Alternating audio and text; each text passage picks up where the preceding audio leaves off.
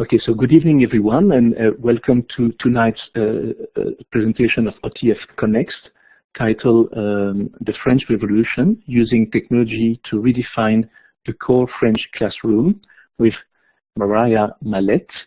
Bonsoir à tous et à toutes. Nous sommes heureux de vous accueillir sur OTF Connect pour la présentation de Mariah Mallette qui s'intitule La Révolution française ou l'utilisation de la technologie au cœur de la classe de français.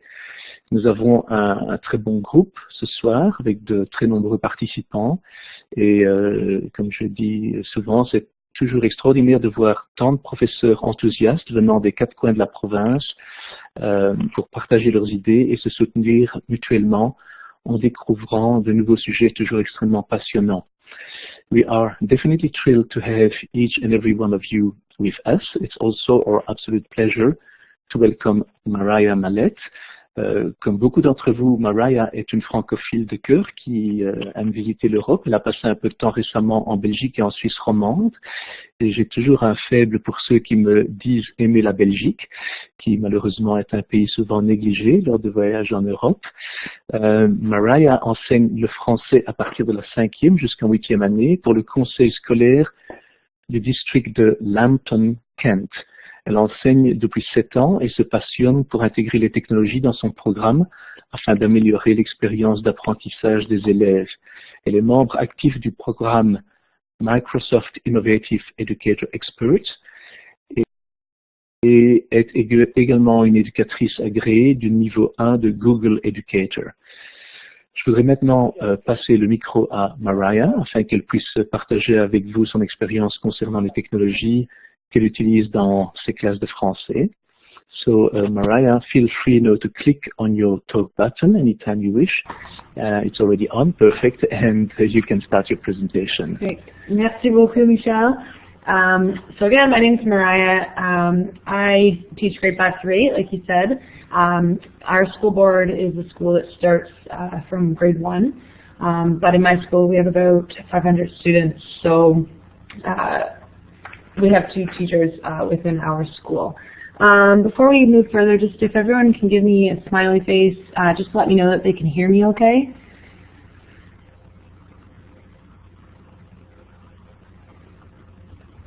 Perfect. Awesome.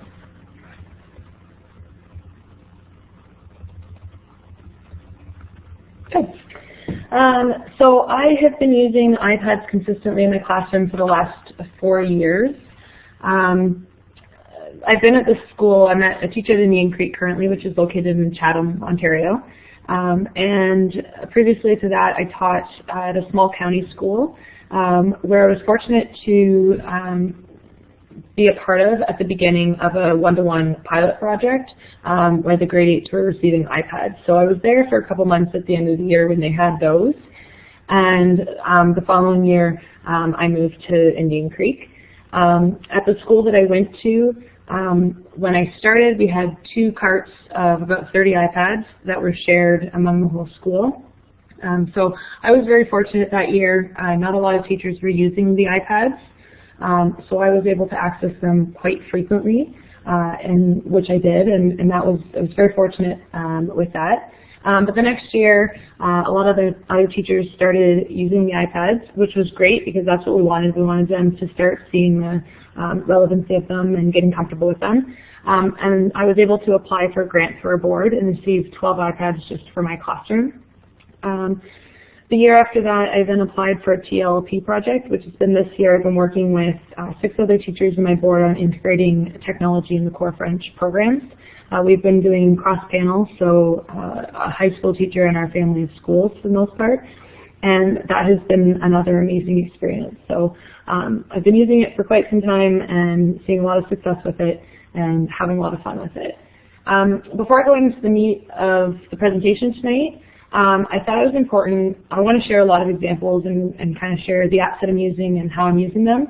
But before we get into that, I thought it was important to go into why should we be using technology and why it's important. And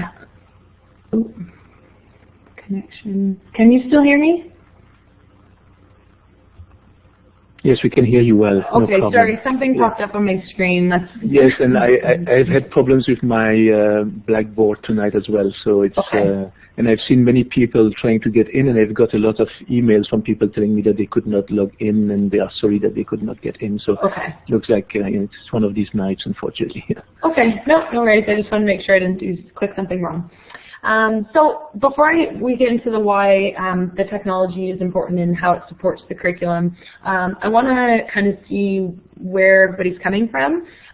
So I'm first curious as to what you teach. So if you select from the toolbox the A with the lines, you can then add a text box under what you teach and then what grades you teach for me. So I'm obviously teaching core and I teach grades 5 through 8.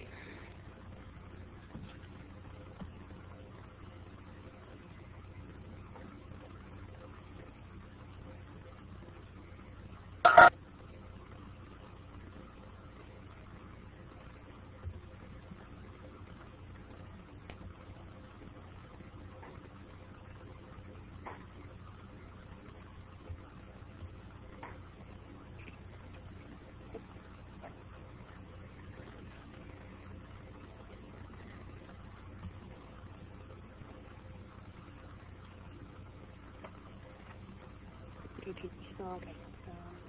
Telephone number, can you?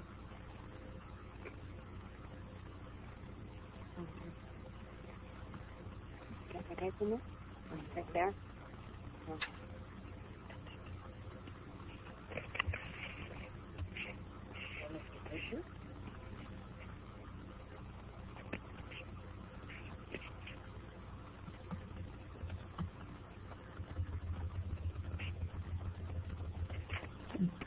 Good, so it looks like we've got a lot of variety, lots of core teachers, which is awesome as well. So, all right.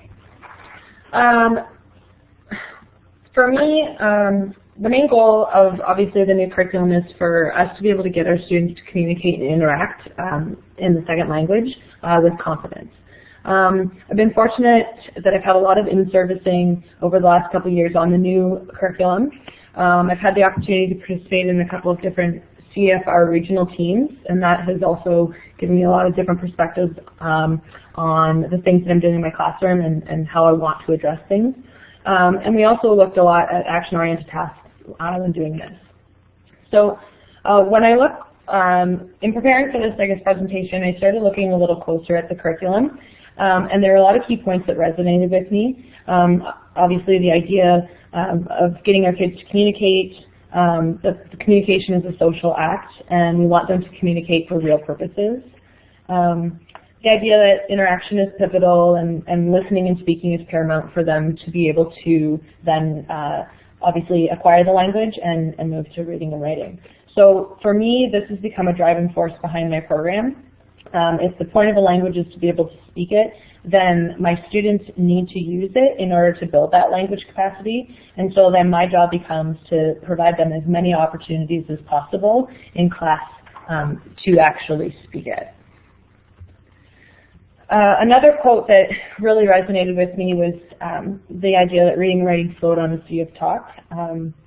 Again, my objective in class has become speaking and listening, and the reading and writing just kind of comes naturally after. What I've noticed with writing is if they can say it, then they can write it, and we try to focus on writing it as if they were speaking it and not looking up words all the time and trying to translate it word for word. And this is where I try to use technology to bring it in to enhance those. So in looking at the curriculum and what it talks about with regards to information and communications technology, the curriculum tells us that ICT is there to provide us a variety of tools that we can use to enhance our instructional strategies and support student learning. So again, I feel that our job then becomes how can we use these devices in a way that maximizes their effectiveness to meet the goals of that curriculum. And in looking at it a little bit closer and thinking about how I use technology, I find there's three main ways that ICT can be used in order to maximize its effectiveness. I'm trying to constantly use the technology in ways and integrate it in ways that allows me to do things with my students that weren't possible before having access to it.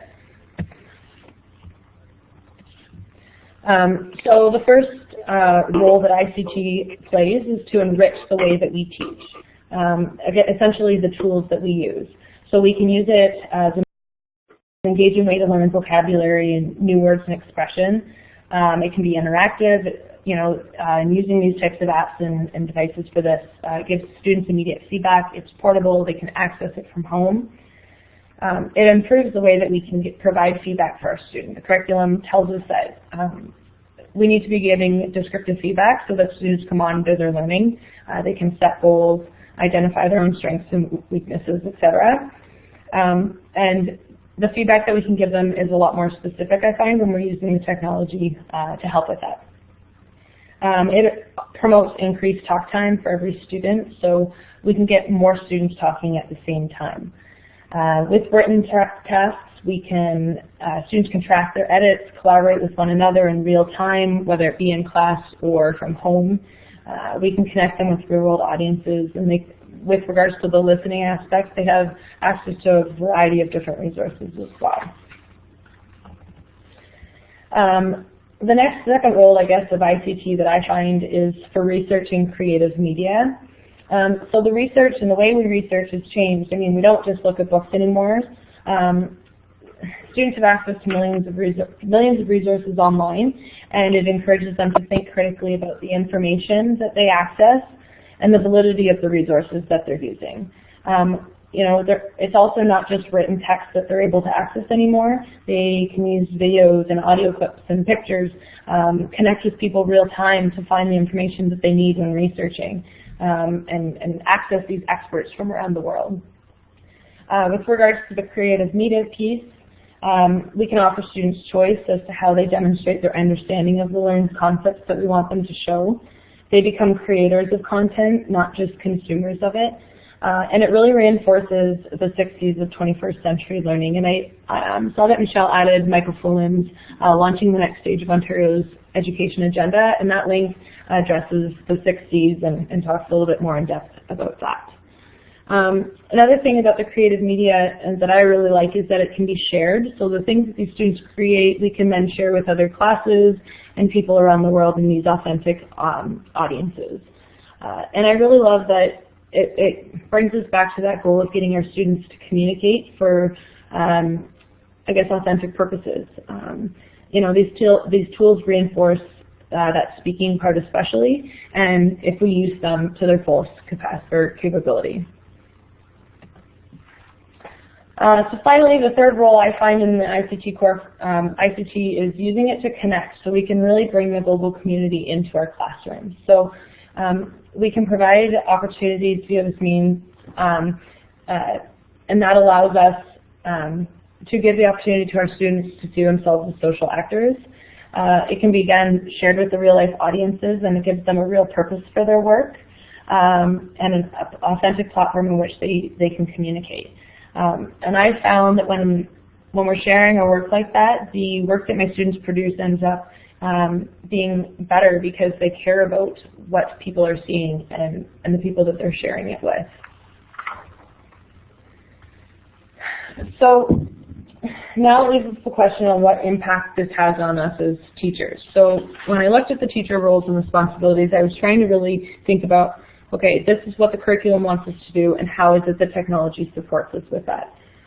So a couple of things that stood out to me. The curriculum tells us that we should be providing frequent opportunities for students to communicate their understanding, regular and varied assessment, and descriptive feedback. Well, the technology allows us to create a lot of different opportunities for our students to speak. If we can get every student talking at the same time, students are able to re-record and submit their best work, so they're thinking critically about their own decisions and the things that they're creating. Another thing I've noticed is it takes away that anxiety piece. They're not nervous about the assessment because people aren't staring at them watching them do it, and they're able to really submit what they feel is their best piece of work. And the kids that normally wouldn't participate in class will even participate when they get to record because, again, they don't feel like they're being judged and watched by everybody else. The curriculum also tells us we need to provide a lot of opportunities for our students to develop and refine their work and their skills. So again, we can use the technology to provide these types of opportunities to get our kids talking as much as possible. It tells us that we should be engaging. Our students are more engaged when they have a little bit of choice in what they're doing and when they can choose the themes and the things that they're learning about. So it's easy to offer choice when we're using the technology because they can demonstrate their understanding of a learned concept in so many different ways. They're tools that these kids are used to and they're engaged in them and they want to use them and so they're very excited for that piece. We can integrate the social media and the apps that they're already using to try and hook them as well. And it's easy to access and to find out what it is that they're interested in by using different apps to find out about that. It also tells us that we should be connecting with parents. By using technology, I find that this makes life a little bit easier as a core French teacher. Because we teach so many different classes often, it's difficult to connect with every single parent. And so by using the technology, students can create digital portfolios that can be shared with their parents at home. As they're constantly updated and different tasks are completed, the parents can have access to that and their students or their children can share that with them right away. And lastly, it tells us that we need to provide varied teaching and assessment approaches in the classroom. So again, I can't reiterate enough, for me, the importance of my students being able to re-listen to and re-record their work. And they're the ones that are thinking critically about what they're submitting. It's not on the spot and I'm not marking it as they're giving one presentation in front of the class. I can sit down and listen to it and then listen to it again and really think about it as well. I can get my students recording often, so once a week I'm having them record something or more, and I'm getting a broad range of what they're capable of, not just isolated periods in their learning. And again, students that normally wouldn't participate, I find are still recording for me and submitting their work. And then finally, when I have them working in small groups and using the devices, it holds them accountable to the things that they're working on.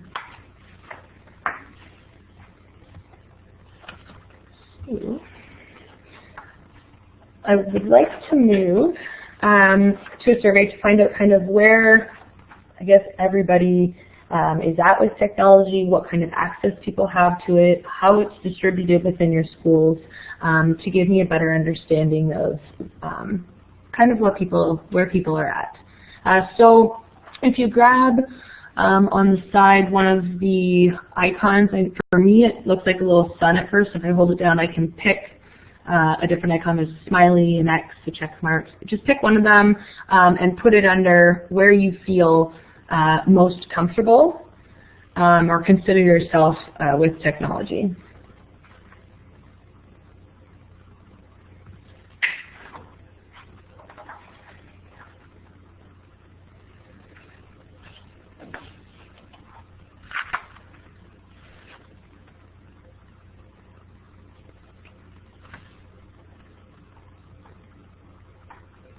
Someone asked, are the recordings being done at school or at home?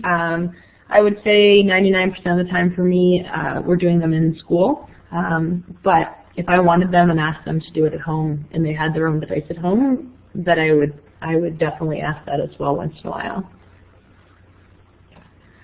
Awesome.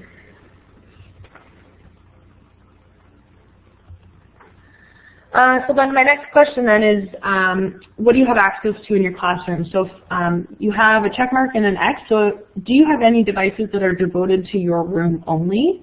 If you do, then just put a check mark in the column, and if you don't, just put an X. And if you do, then I'd like you to grab the text box, and I'd like you to, on the right-hand side, in that column on the right, tell me what it is that you have access to.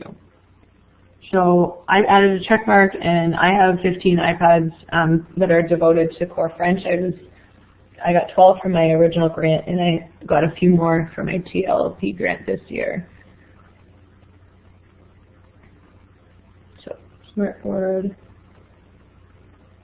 8 desktops, Chromebooks.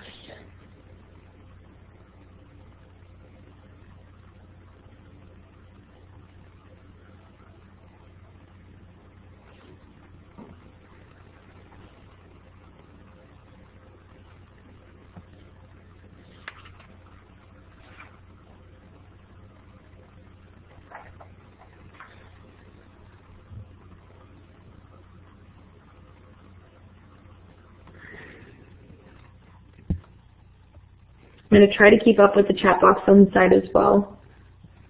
So 5 iPads, 6 devices, access to other classes' iPads, that's good, 5 iPads.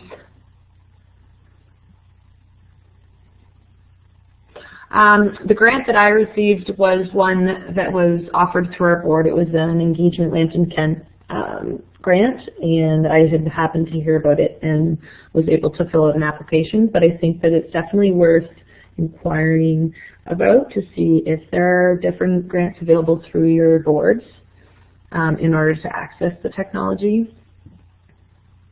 So iPads, dock cams, Chromebooks. Good. Awesome.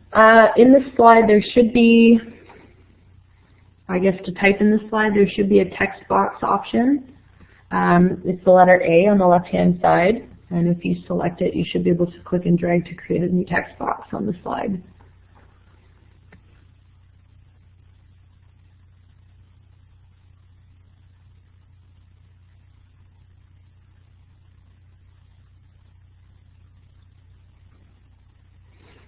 If you're not on an iPad, can you access just the chat box then? If so, then just yeah, obviously, then just add it to the text to the chat box. Yes, actually, iPad users and iPhone users don't have the vertical tool strip, so they can't drop icons and write onto the whiteboard, but they can always write in the chat box. Perfect.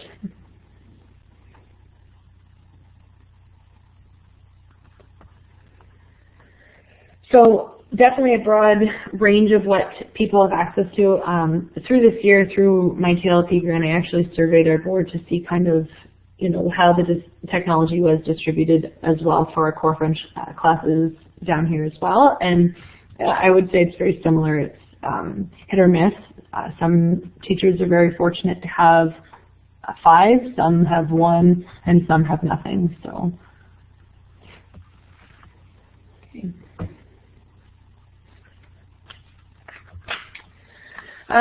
So then my other question is, I guess, what other technology is available in your school and how is it distributed? So again, for me, at the beginning, I had access only to 2 shared carts that were signed out, and that was between about 500 students. So at the beginning, that's definitely what I was using, and I was using it frequently. So I'm wondering if, even if you have devices in your own classroom, what else is available within your school for you to access if you'd like?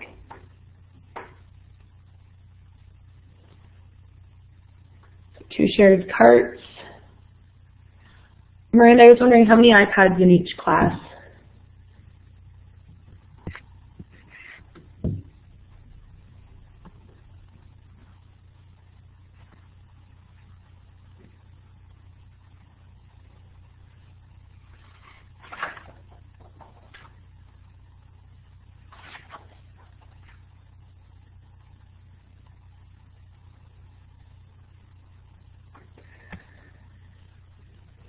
We also have, most of our teachers have 5 iPads of their own as well now. We ended up breaking up the carts and putting 5 iPads in each classroom.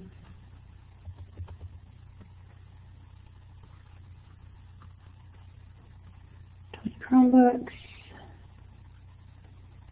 20 netbooks and shared, yep.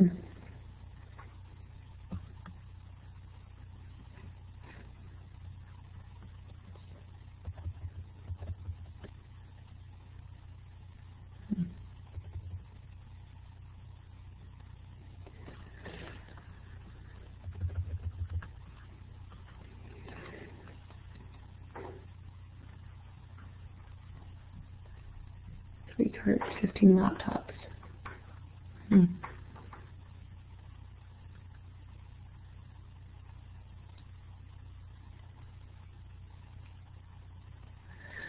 So definitely a lot of variety with what people have access to.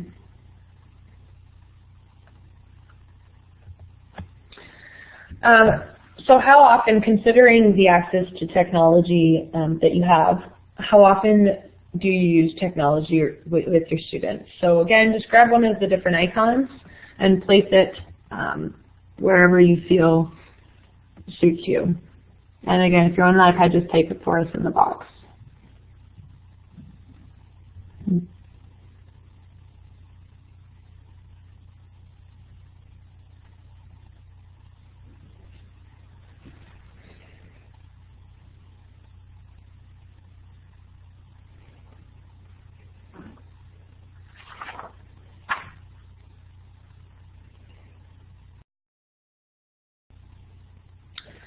I always find it really amazing that despite the fact that most of us are struggling to find access and consistent access to devices, people are still obviously doing what they can to use it when they can, and that amazes me, and I think that's awesome.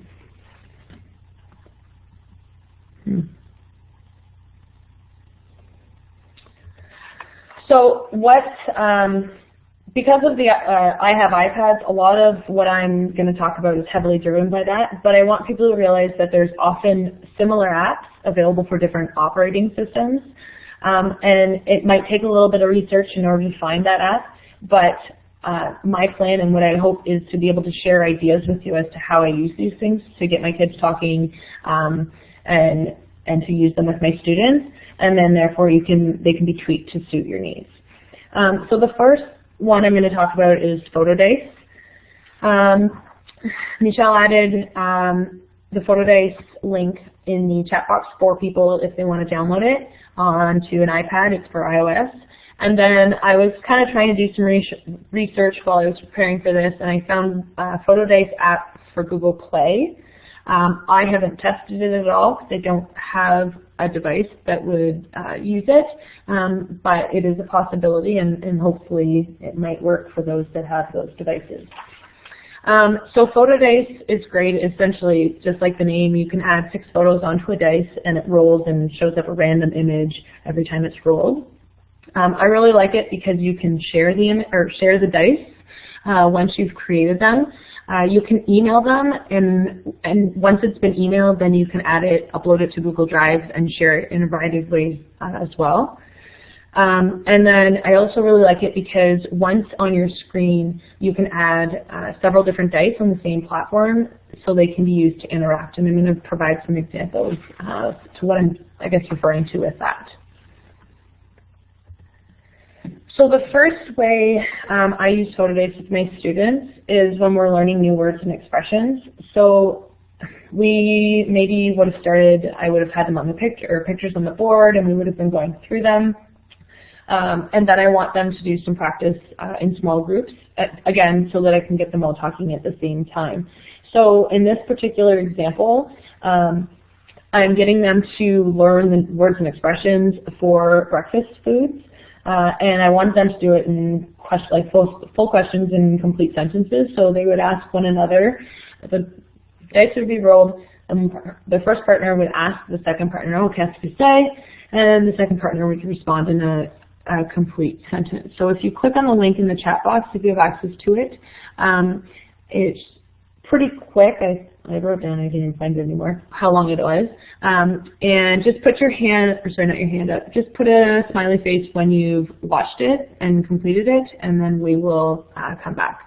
I'm going to turn off my talk right now, just so that I'm not interrupting anything. And when I see that everybody's, or most of us have joined back, then I will turn that back on.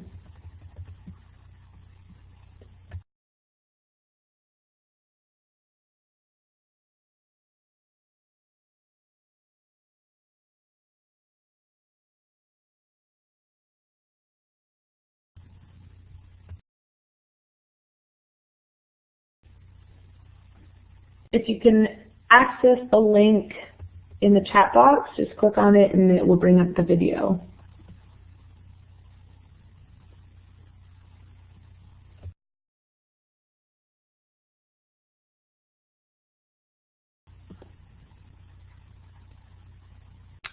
Eva, did you have a question? Eva, you need to remember to click on your talk button if you want to ask a question orally.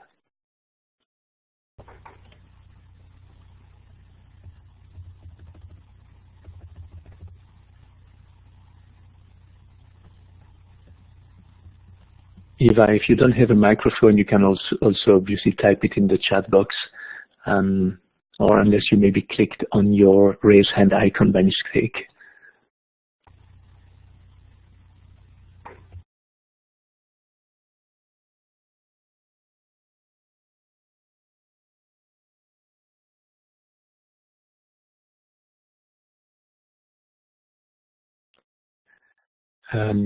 Mariah, I'm not sure. You may have forgotten to click back on your talk button. We can't hear you. Oh, no, So, I didn't know if people are finished watching the video or not.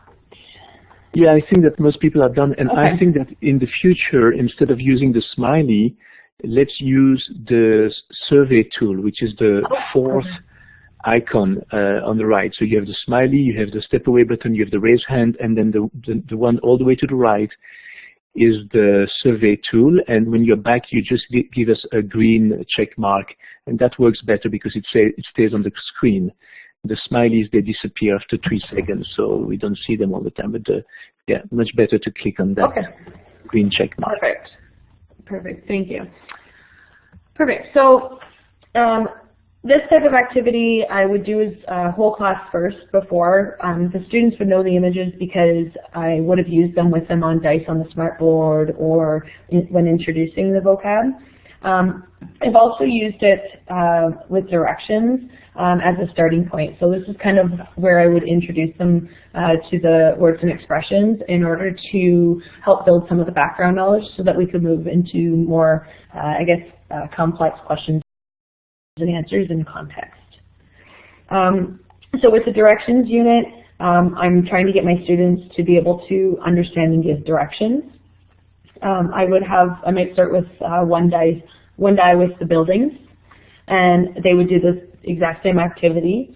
And then the next couple classes later, I might add in the prepositions. So I have a die that has a cat with a box, and the cat is located in different positions around the box. So they would roll the die and take turns asking one another "Où est la chat?" and the chat est, and they would answer it based on whatever rolled up on the die. Once I found that students were becoming successful and confident in those concepts, then I would add in another progression, like the one here. So in this example, I'm again moving towards getting students to identify clear locations. So if you look at the picture on the left, they would roll the die. If this appeared, the students would ask the question. Student 1 would ask the question, "Où est le stade?" And student 2 would have to look at the dice and respond based on what they saw. So they might say, "Oh, le stade est à la droite de the poste de police," and answer based on that. And so they would go back and forth. Again, I'm trying to give them as much practice as possible with different concepts and getting them to try and do it spontaneously. And I might, we only will do an activity like this for about 5 to 10 minutes before switching to something else. Or I might run it as one of 4 centers in my classroom at the same time to try and reinforce the same language concepts before moving on to something different. So you can see in the left hand, in the chat column or chat box, Michelle has added this example, the photo dice "Où est le cinéma?" And it just quickly goes through it. So if you would like to watch that for me really quickly, and then again hit the check mark when you're finished.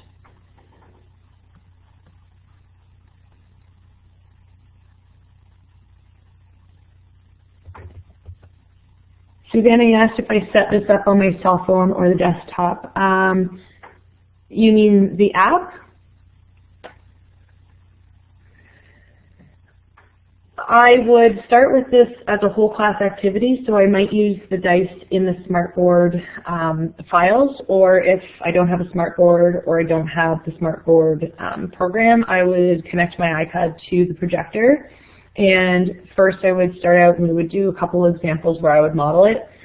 Then I might have them do it in partners, so I would roll the die on the smartboard or on the projector. I would have them work in partners to ask and answer the questions, and then I would take it up. So they would be all talking at the same time, but then they'd be hearing the proper answers, and it'd be reinforcing it for them. And then eventually I would move to small groups. So I would give each group an iPad, and I might have them working in groups of 2 or 3, depending on how many devices we have available to us, and then they would be doing an activity like this together.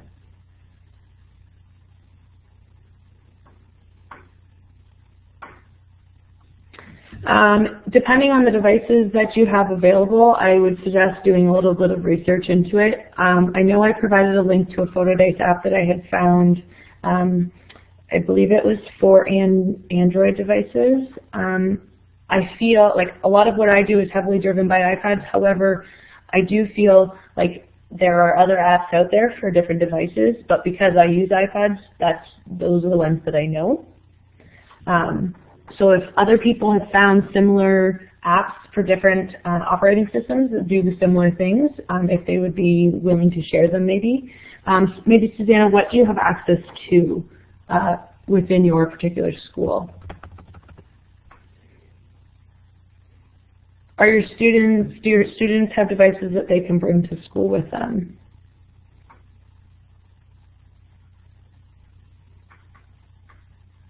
PhotoDice is free, and if any of the kids have an iPhone, then there should be a way for them to download it. It is likely an iPad app, but if they select that in the iTunes store, then they should be able to get access to it.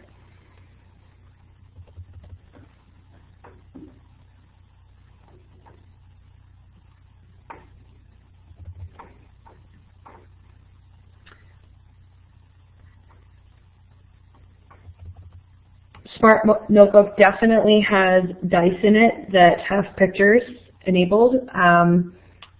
Right now, I know for me right now, there's been issues with the flash, so it's not working consistently all the time, and which is really unfortunate because I use that a lot of the time to start my activities. But now I'll just try to connect an iPad, or I'll be problem solving with my students to find ways around it.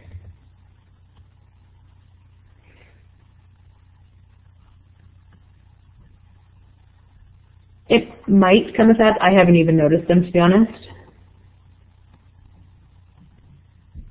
No account is required. You can download the app and just use it. The way that I get my students to access the dice is sometimes I create them myself. I will then email myself the dice and I will upload them to Google Drive. So there's a couple ways. We're very fortunate. We have access to Google Apps for Education. I think there's a lot of school boards out there that do. There's still some that don't, and that's fine too. So for me with Google, I will email myself the die. I will upload the die to Google Drive. And when I want to use it, I will post it to my students' Google Classroom so they can download it onto the iPad to use it for that day in class. Before we had access to Google Classroom, I would have emailed the die to my iPads or to the students and to their devices so that they could open it up on their own devices.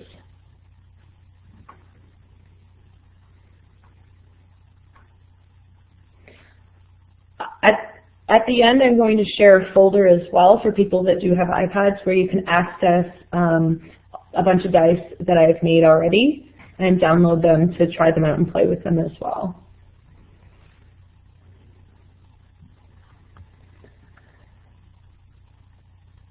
Perfect.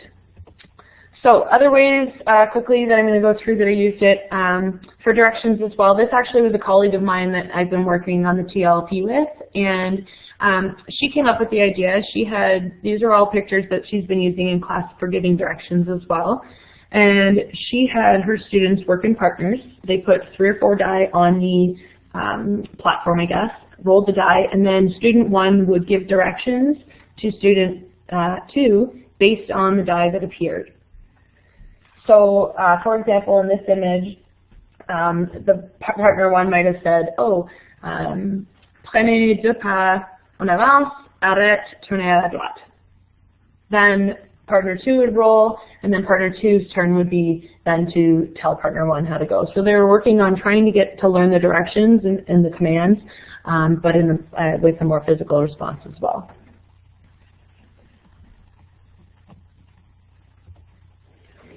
I also ran into a problem when we were doing a restaurant unit where I found or realized that my students couldn't tell me their numbers spontaneously.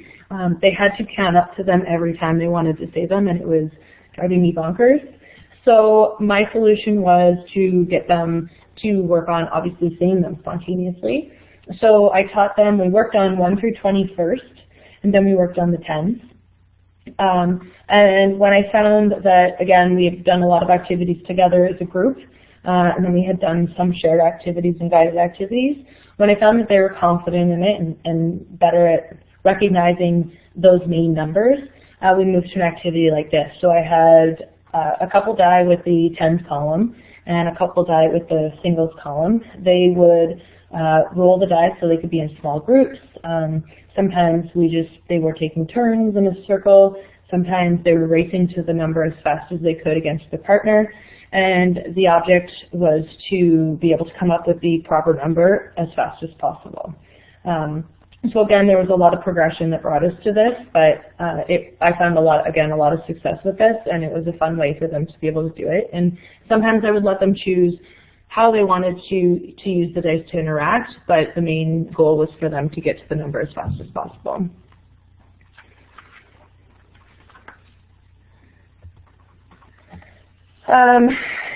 Another way we used it for the breakfast unit was, so once, again, the example on the left we had already watched at the beginning, but I moved from learning the breakfast words and expressions to then using it in context. So I wanted them to express their likes and dislikes with regards to food before we moved into actually ordering it in a restaurant. So I believe we have the example for SK2M in the links. Michelle, I don't know if you have that one. We're on slide 20. And it'll be just a really quick example that we can watch to see how the students would interact using that with regards to likes or dislikes. I don't have that one, unfortunately. It's one, I don't know. Let me see really quickly. I don't know if you have it, but it's one of them that I will. My next one is how to make a new die. Okay, we're not going to do that one. Let me just pull it up really quickly. Yeah. And I definitely have it here. Sorry about that. No, no worries. I thought I don't know how we missed it, but right here. Okay. Thanks. If you have it, that's great. Yep. So just post it in the chat box. Thanks. Yep. Excellent. So that's the link. It's really quick, about 30 seconds. Just what that would look like in my classroom. Again, we would have done a lot of activities. I would have modeled it for them. We would have had a lot of guided and shared practice as well in small groups, and then taking it up together to, again, reinforce those things, because for me, I'm trying to get them speaking on familiar topics and authentic topics as spontaneously as possible. So it's a lot of trying to be creative, trying to get them to do the same language structures over and over again without boring them, and almost, I hate to say it, but tricking them into doing it over and over again to reinforce it for them, because the only way it's going to stick with them is by actually using the language. So when you're done watching that clip, just click on the checkbox.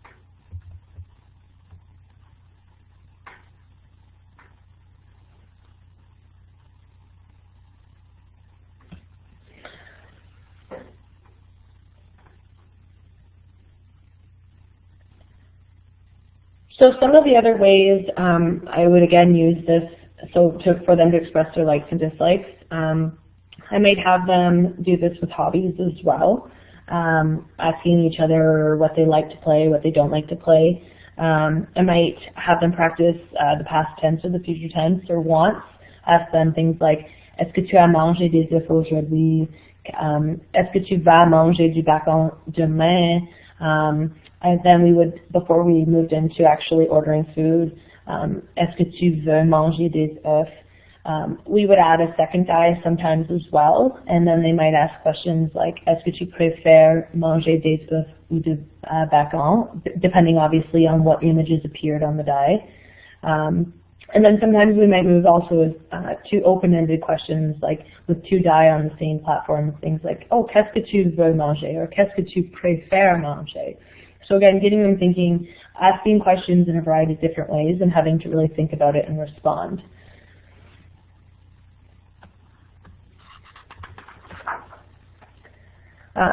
With the restaurant theme, again, I use photo dice a lot, but this particular one, once my students were able to finally say the numbers spontaneously, we then moved towards the bill, I guess, with the restaurant theme.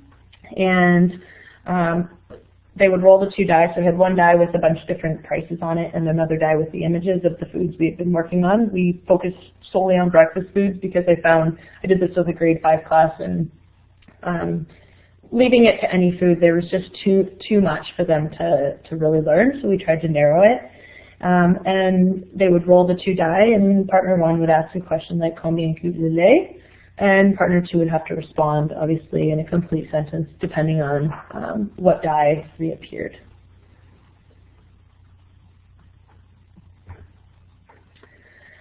This slide we're not gonna go over, but for those that are interested, Michelle has added it in the chat box, and you'll be able to access it from the links after as well. And it's just explaining how to make a new die, and it's a video that kind of walks you through it.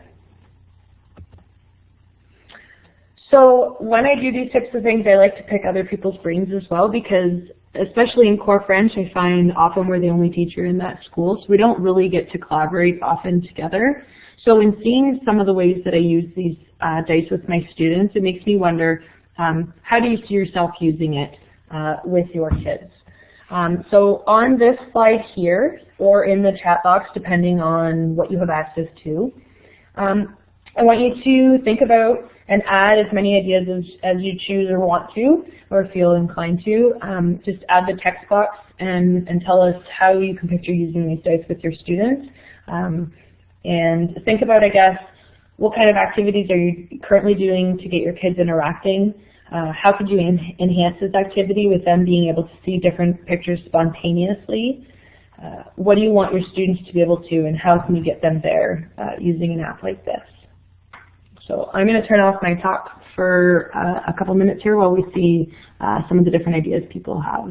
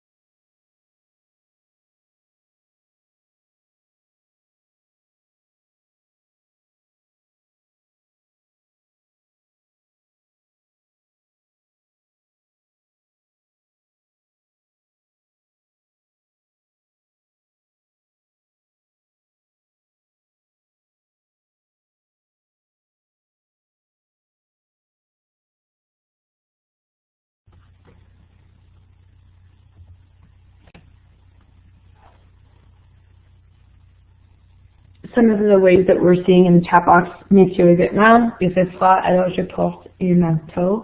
That could produce some pretty funny I guess, sentences for them as well, so it could create extra conversation as to whether or not that makes sense, which would be really interesting to hear them as well talk about.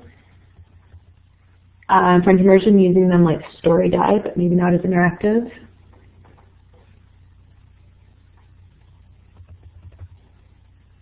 Writing words on the sentence and then, writing words on the dice and then creating a sentence.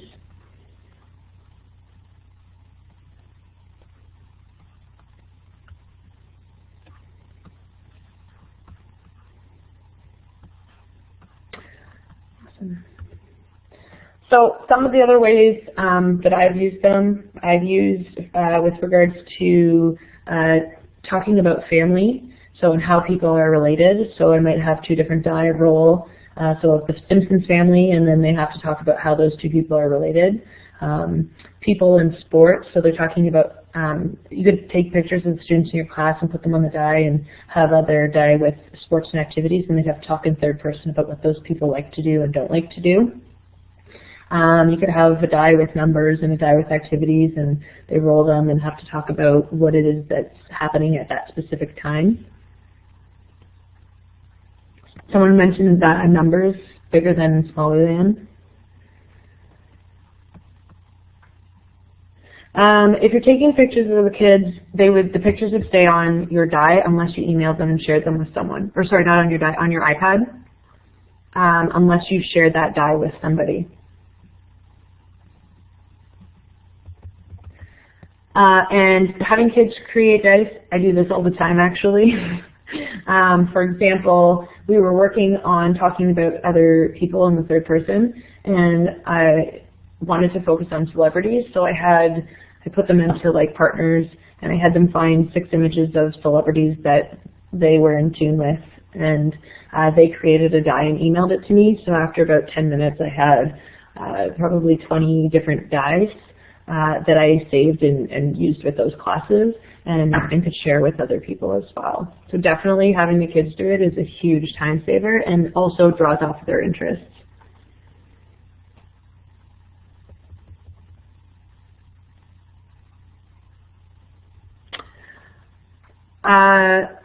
Someone asked who owns the rights to the app content. I'm not exactly sure. I never have been asked that before, but might be something worth investigating. Photo dice fatigue, that's a good one. I try not to do it all the time, every class. I do it, it might be 5 minutes at the beginning of class, and I find I use them more as we're starting to build capacity in the language. And there's a lot of different things that I use on top of just photo dice. So if I feel like they're starting to get to the point where like, oh, this again, I take out another tool and I start to use that instead. But I use it with every single class, every unit, but I might use it 4 or 5 days and that's it, depending on the activity and what we're working on.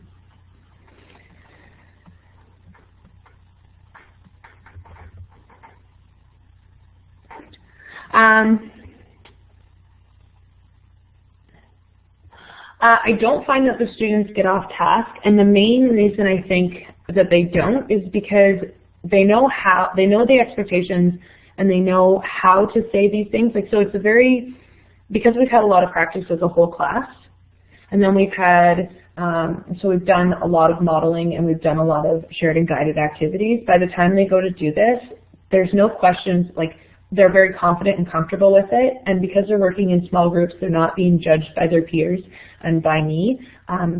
They hop to it, and we're not spending a lot of time on it. So I'll say, okay, 5 minutes, I'll set a timer, and as soon as it's done, we're done, and they're on task for 5 minutes. So I do find that they actually stay on task because they are comfortable and they're confident in their ability to do that task that I'm asking them to do. Yes. I have a link, let me see if I can find it right now actually, of a folder with a bunch of dice that I've already made, and it's they're actually categorized into folders based on the teaching concept or learning concept. Let me just see if I can find that really quickly.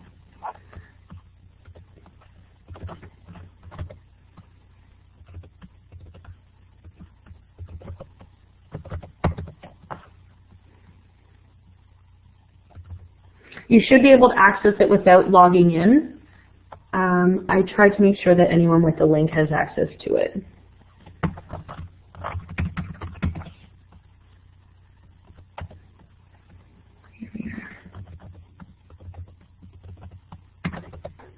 Perfect. There's the link to the dice. If you are not on an iPad, when you click on that, it will open up the folder. But if you tried to open up one of the files, it wouldn't work. However, if you're on an iPad and you click on one of the dice, you'll be given the option to open in a different app, and that's when you have to select Photo Dice after you've downloaded it. If you have any questions about that, just you can send me an email or send me a tweet, or I guess connect with me via my website.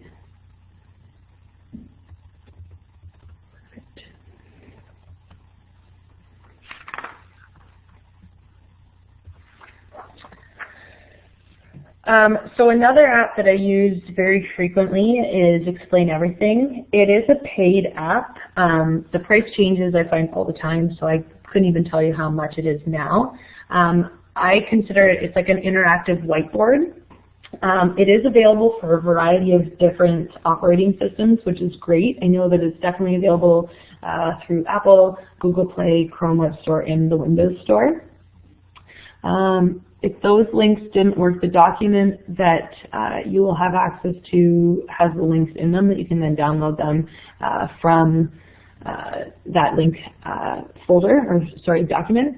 So I really love it because it records the voice, and at the same time as students can draw, insert images, shapes, etc. It can be exported to the camera roll. It can be exported to Google Drive, files can be emailed, and as video, they can be emailed as Explain Everything files, which then can be opened up as well. Someone said it's very versatile. I couldn't agree more. It's been amazing, and we've used it in a lot of different ways. So I'm going to share some of those ways that we have used it. So the first way, I guess today, is when I'm getting my kids ready to be able to give and understand directions. I'm trying to get them to establish a clear location. For this task, they were asked to be able to use a variety of location words, identify buildings on a map, and speak in complete sentences. So the students worked in partners, and they took turns asking one another a predetermined set question set. So I had come up with maybe 4 or 5 questions on a piece of paper, like a little piece of paper. I had 2 different sets, and I would put them in partners, and I would say, okay, partner 1 is going to ask partner 2 this time. And I would give partner 1 the question set. And the students knew they had to respond in complete sentences with at least 2 different ways for each question. When they were done, they would export it and upload it and actually submit it to me on Google Classroom. Then they would come back to me.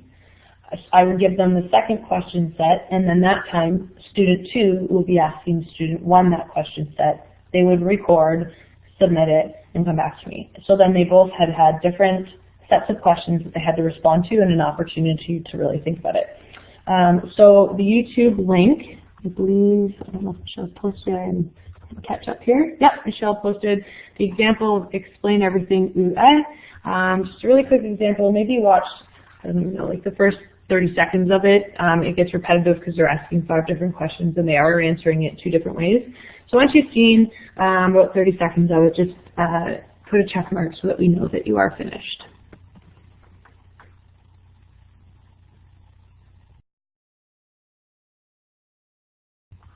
And here's that link again, just in case.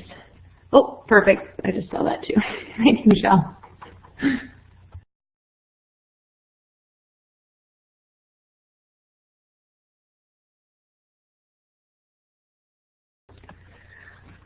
I used Show Me originally, but I'm extremely happy that I purchased Explain Everything. I found by the end, Show Me was very limited with what I was able to do. And when I went back to use it recently, I felt like there was even more restrictions with how many, I guess, students could record and share. But it's definitely, it can be pricey, but it was definitely worth it.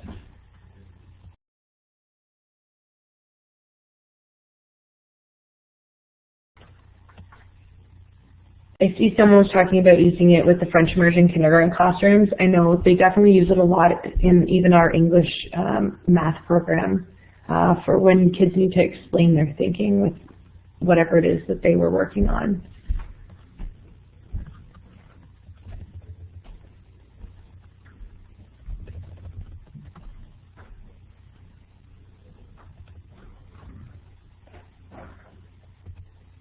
All the links you'll be able to access later through the, I guess, the link document that will be sent out, and or you can access them as well through my website. Yes, you will all receive a follow-up email in the next 24 hours, and there will be a link to the presentation as well as a document with all the links that we have shared with you tonight. So if it's not working right now, you can always cut and paste the links later and try them on a different browser.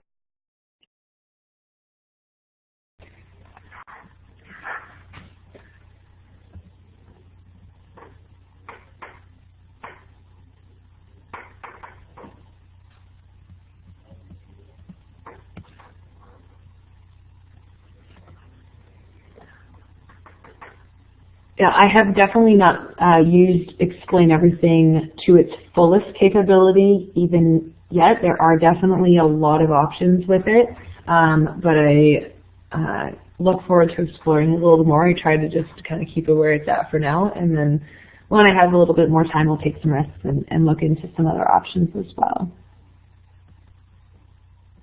I haven't tried Screen Chomp. I'd be curious to hear as to what that one is like.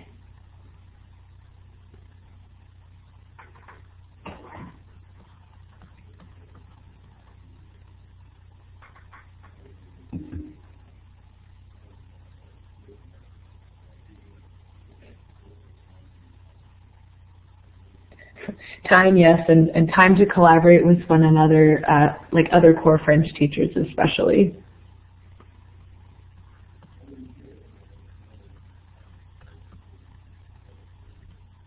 So we're going to move forward. Some of the other ways, again, that I've used it. So we would then move towards actually giving and understanding directions. So in this particular activity, and we'll leave the example maybe for after. I've done it a variety of different ways, but I think in this particular one, I gave student one, so they worked in partners, I gave student one a starting point and a destination. Student two was not given any information, and student one's job was to then establish a clear starting point and then give directions without telling their partner the specific destination. So partner two's job is to listen to what partner one said, ask questions if they need to for clarification, and then guess the proper destination, or hopefully get to the proper destination based on what their partner has told them. And so all the while that they're doing this, they can be drawing on the screen as well, and it's recording, and then they would submit this to me on Google Classroom. And then I would again have them switch roles, and we would do it a different way. And I would use this sometimes in the middle of the unit to see how they're doing and if we need more practice, and then eventually we might do one as a final assessment as well. Jen asked how would I give the students feedback on what they create, and do I do it digitally? Most of the time, if they've submitted it online, I would give the feedback via Google Classroom, so I could add a comment to their assignment. If I found that it was something that I needed to actually sit down and talk to the student about, then I would pull them aside while we're doing other spoken tasks and working in groups, and have that conversation with them as well. And sometimes have them listen to it and ask them questions about it, see if they can get to the answers based on the success criteria so that I don't have to point it out, see if they notice it instead first.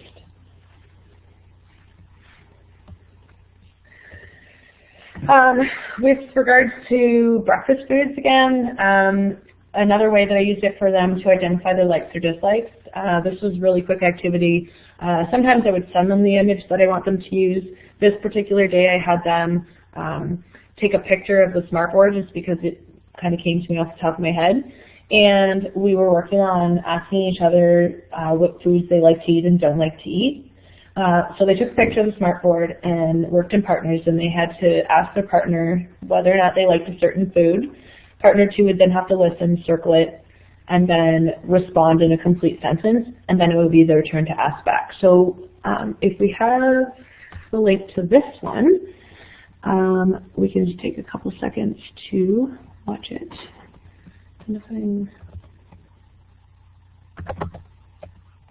Perfect. So, oh, that's the picture one. That's the next example. Here's the example for this one. That's okay. So when you're done watching it, just click the check mark, yes, that you're finished, so that we have a heads up.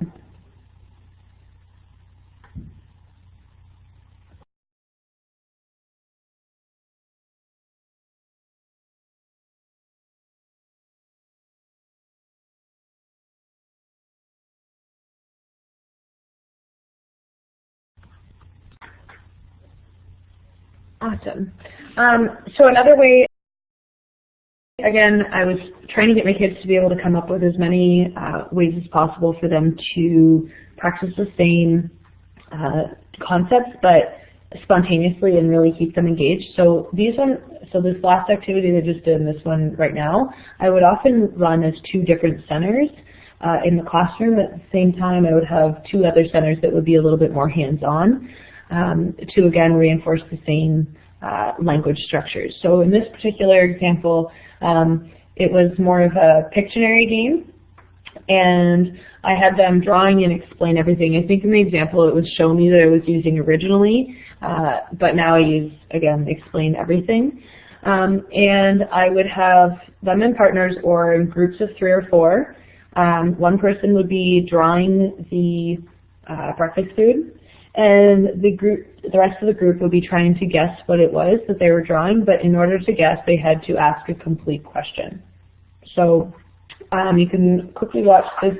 It's just 30 seconds, this video, and it'll give a better picture as to what it would look like in my classroom. And yeah, so when you're done, click again the checkbox for me.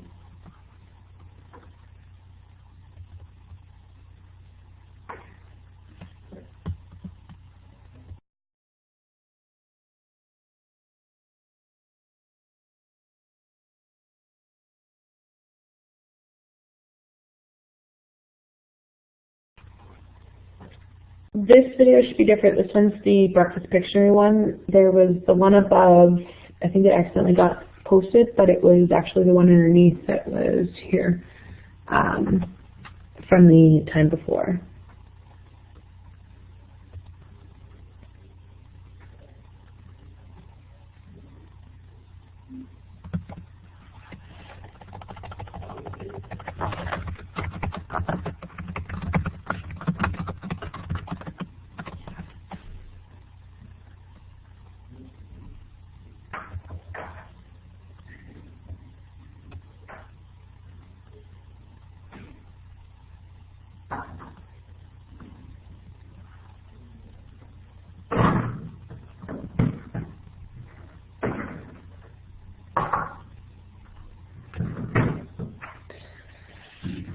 So sometimes for this activity, the Pictionary one, I would have them working in partners, and they would take turns. If I had them working in bigger groups, they would be competing to come up with a question properly first in order to become the next person to draw.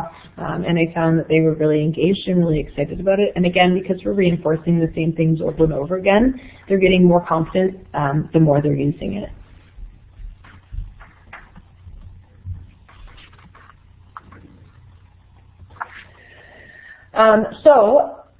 I would like to see again how people could see using Explain Everything in their class. If you're already using it, what kind of ways are you using it with your students? How do you get them to really show their thinking? And for what, I guess, learning concepts and units are you using it for? So if you just want to use the tool for the text box to add it to the screen, we can add a bunch of ideas there, and if you don't have access to that, just add it in the chat box for us.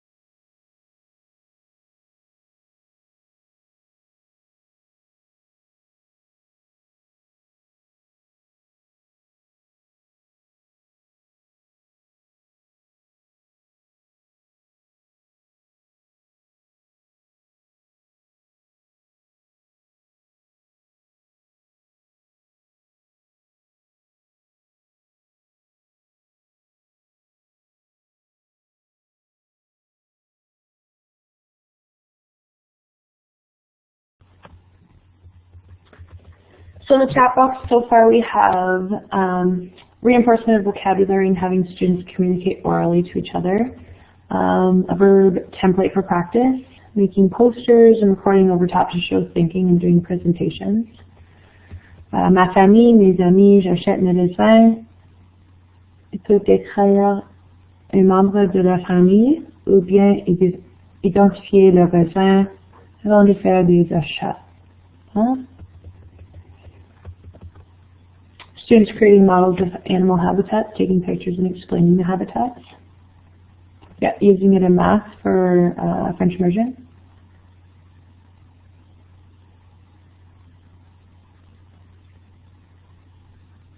And the idea of self-correction.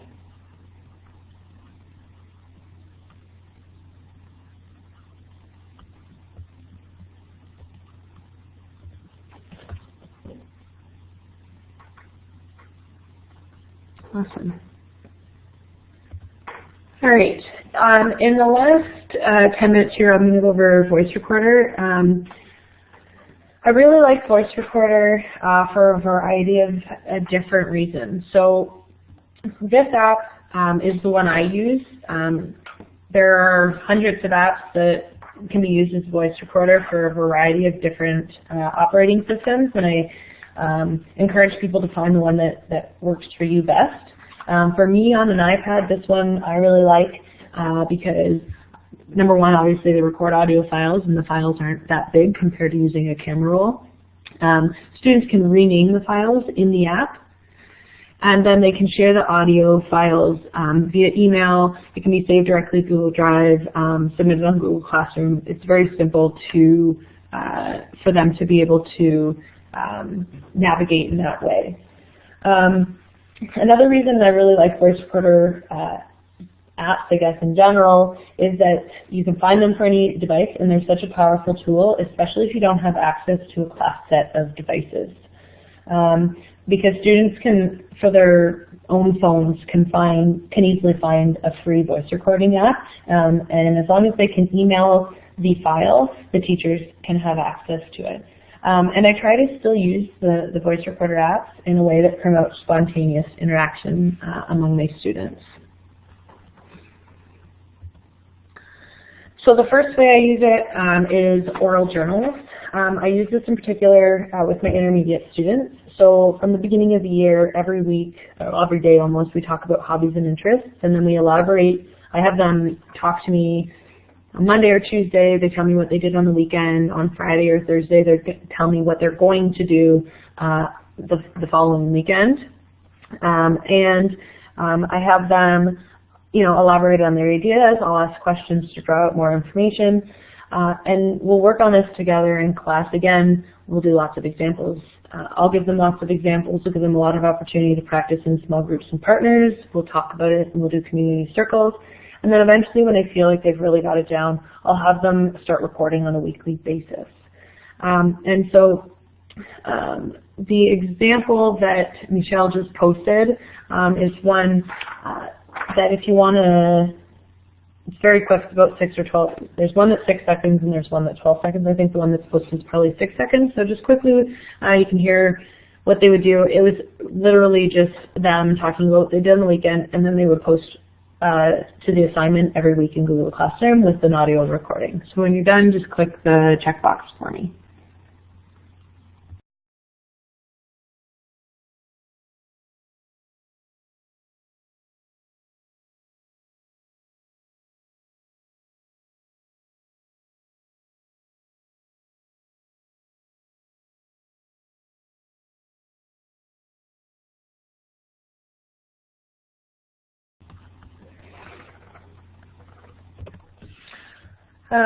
The next way I would use a voice recorder app is for spontaneous presentations. So in this particular activity, this was a final oral task where I wanted my students to present their family to me. But again, I wanted it to be spontaneous. So I gave them this piece of paper. So on the back, the left-hand side is an image, a picture of the back.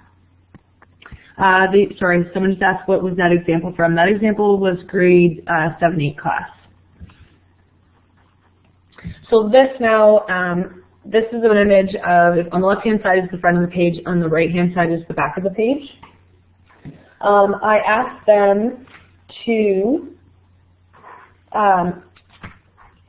pick 3 people in their family that they wanted to tell me about. And the playmat was essentially the only page they were allowed to have with them when they went to record this presentation. So anything that they needed to have, that they relied on in order to communicate their ideas, they needed to write on that page. So I encourage them, if they didn't need to have it in complete sentences, then don't. Just put little jot notes that will help them, I guess, as prompts. And if there were words and expressions that they were struggling with a little bit more, then I said, well, put it on the page. But I knew then what it was that they relied on when they were going to speak about these different people. So I then asked them to record the first time, telling me about the different people in their family. And then I asked them to turn over onto the back, and they had to answer those 3 questions in listening to their work. So the first question asked them to identify something that they did well based on the success criteria that we had determined as a class. The second question, or the second box on the right-hand side, asked them to identify something that they needed to improve. And then the bottom box on the right-hand side asked them to tell me how they were going to improve that. So then they would go back and they would think about what it was that they wrote in that page. They re-recorded and then they submitted the final recording to me again on Google Classroom.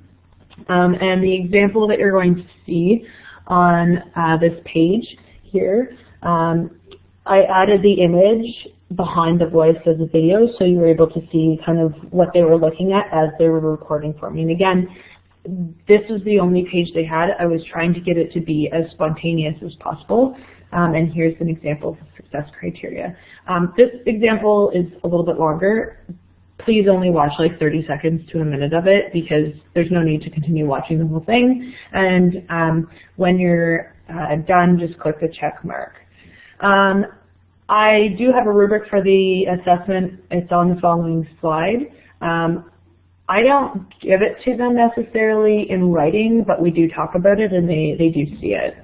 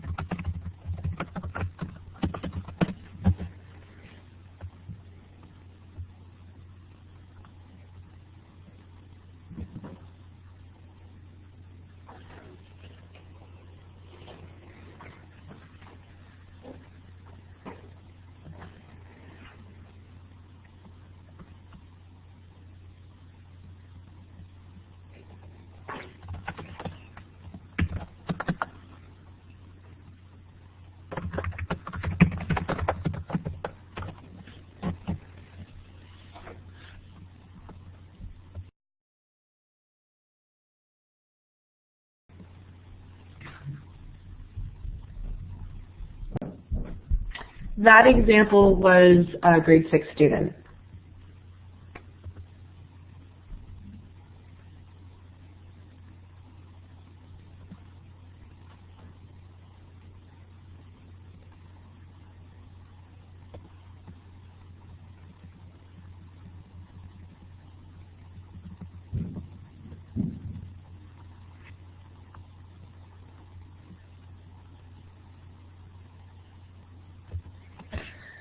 So here's what my rubric looked like for this. Something, again, you'll be able to access from the recording later on, so I'm not going to stay on it long. But again, drew right off of the success criteria that we had kind of come up with as a class together. Another way that gets down to lesson 9, the examples you can watch later on in your own time. You'll be able to, again, if you rewatch the recording, you can scan the QR codes, or you'll be able to access it from the links document. But my grade 5, I was working on the likes and dislikes, but then we also started talking about what they ate for breakfast yesterday and what they were going to eat for breakfast tomorrow or on the weekend.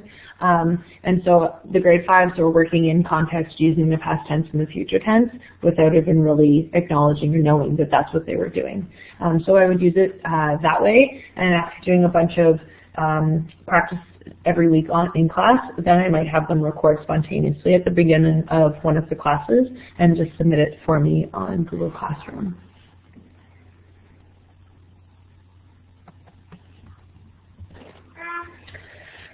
I also used it to record interviews between students. So I always really wanted to interview my students when it came to the Je me présente theme, I guess, but was finding that if I tried to sit down and interview all 25 to 30 students, issues would always happen in class, and I would be coming up with busy work for them to do, which is something that I found really difficult.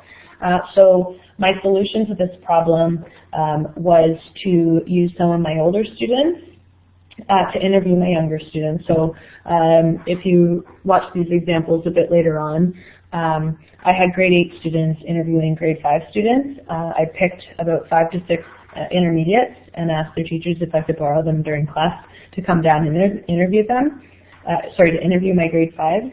I guess I kind of taught them what I would do if I was interviewing the students. So they were taught to provide prompts if the student wasn't understanding, to ask the question again, to help with maybe a sentence starter if the student needed it and they seemed that they were struggling. And they recorded the conversation, so the iPad really just sat there as the two of them had that conversation. And at the end of the conversation, they submitted it to me online, and I was able to listen and hear, how well those students were able to do things, have that conversation spontaneously, how they didn't have a certain order to any questions, that everything was very spontaneous. But they were things that we had been working on a lot in class over and over again. So they had a lot of practice and a lot of a variety of spontaneous ways.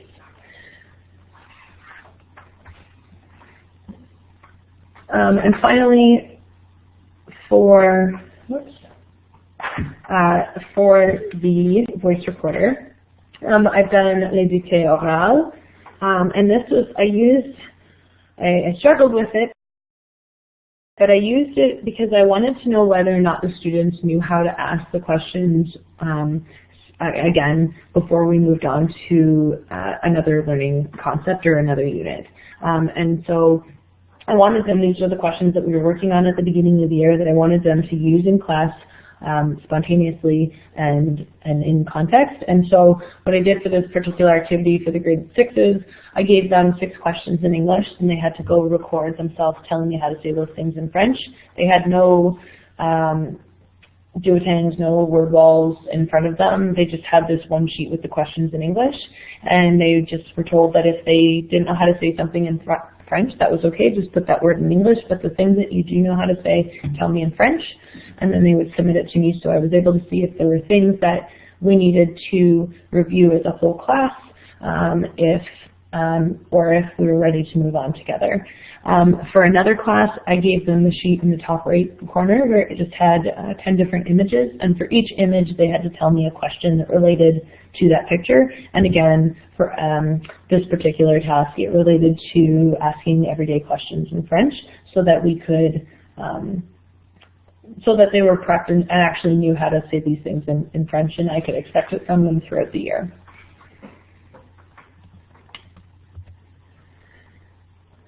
So again, trying to use recordings in a variety of different ways. I found it improves the way that I can give assessments to my students. It improves the feedback that I give my students, their metacognition ability. They're re-recording over and over again because they are thinking about what they did, looking at the success criteria and critiquing their own work. It holds them accountable to the things they're doing because I can send them off to small groups to have conversations and leave it there, and they submit it at the end. And I'm not looking for perfection, but I'm looking that they're trying to have those conversations in French. And so these are just a variety of different ways that I use it to really hold my kids accountable and the ways that I use it with my kids. We're going to skip that one for now, and we're just going to quickly go over this one. Padlet is a website. It's essentially, I call it virtual sticky notes. You can use it to draw on student interest and then create spontaneous conversation in class. The way that I used it, I had my students respond to 3 questions. So I posted 3 questions. Let's see, can I use this? There we go. I posted 3 questions right here, and the students had to respond with their name as the title, and then they had to answer each question there. For this particular unit, I had them, they were learning to talk in third person about obviously other people and their likes and their dislikes and things like that. And so we used this as another activity to get the kids talking. So I left this picture up on the smartboard. I asked questions to the whole class together.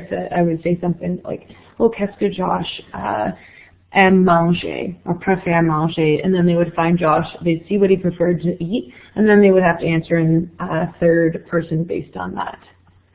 Someone asked, does each student have to have their own device for Padlet questions? Yes. So a lot of them end up using their cell phones for this. But you could have them working in pairs, and when one person is done typing in a response, have them pass the iPad to the next person to type a response, because essentially it's just like adding a different sticky note every time someone responds. I'm going to skip that one for right now too. Quickly, students recorded, so now what? I use Google Classroom because we have access to it, but there's a variety of different ways, obviously, that their work can be shared. Before we had access to Google Classroom, I was having my students email me all of their work. It was chaos, but I made it work, and I would just create folders for the teachers, and then I would create folders for the different assignments within those folders. And I would make do because I saw the benefits of having them do these types of recordings. YouTube and Twitter and blogs, getting these students to share, I think that's the maximizing the devices and using them to their fullest extent. And I think it's important for people to remember it's a journey, that don't try to take all of it off right at once. Pick one thing, try it, and then go back, and once you feel successful at that and you feel confident in that one thing, then try something else to continue on your journey. Your biggest assets are going to be your students as a resource, because they're using these things all the time, and I think that's they feel empowered when we go to them for the advice. And then the last thing I think is adapt what you find. So it's the ideas that are most important, and it's about adapting them and finding a way for it to work in your classroom for your situation and for your students. So don't, again, try to make everything work all at once. Take it one step at a time. This is a quick sketch note from Sylvia Duckworth, and I just feel again that it sums up nicely the challenges we face with technology, and it's got a positive outlook and some tips on to how to overcome these. Don't feel like that the people that are having these successes with technology didn't need these things, because trust me, there's been a lot of challenges along the way. It's very frustrating. There's days when my Wi-Fi is down. There are days when the devices aren't working or people can't get connected, and it happens to everybody, but it's about persevering and finding a way to make it work, because it is definitely worth it in the end. Yeah, if there's any questions, I'm happy to answer them. If you want to email me, I will put my email in the chat box as well. I hope people have a better understanding as to why technology is important and how it supports the curriculum. And I hope that people have found something useful that they'll be able to try in their own classrooms as well. So.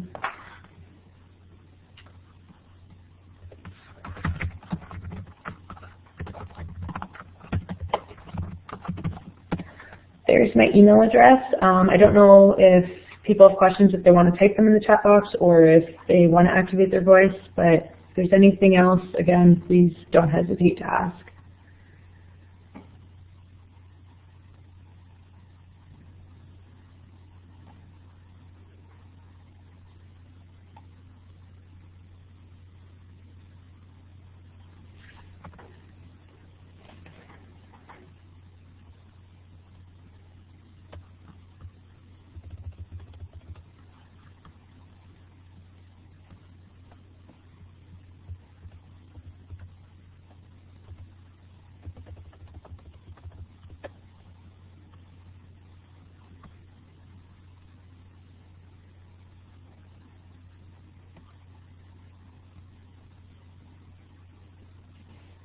Michelle, does the link yes, the link will be, actually you will all receive a full recording of this presentation, and then you can navigate in the presentation, move forward, move backward, and when you move through the presentation, you will actually see all the interactions, you're going to see the links and all of that, so you will get all of that, no problem.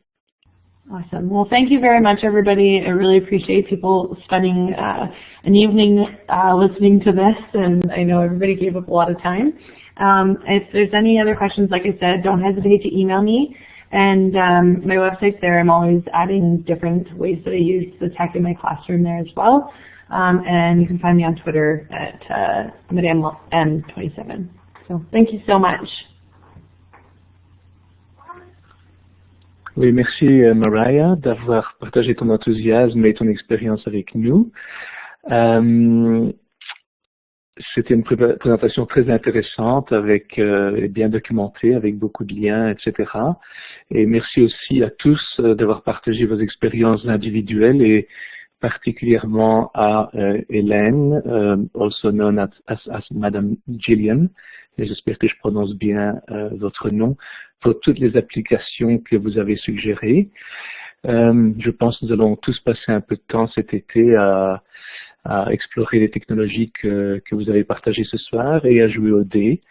Comme toujours, je tiens également à remercier tous les participants. Je suis toujours heureusement surpris de voir à quel point vous êtes tous et toutes incroyablement motivés et dévoués et prêts à prendre votre temps personnel pour partager vos compétences et vos connaissances.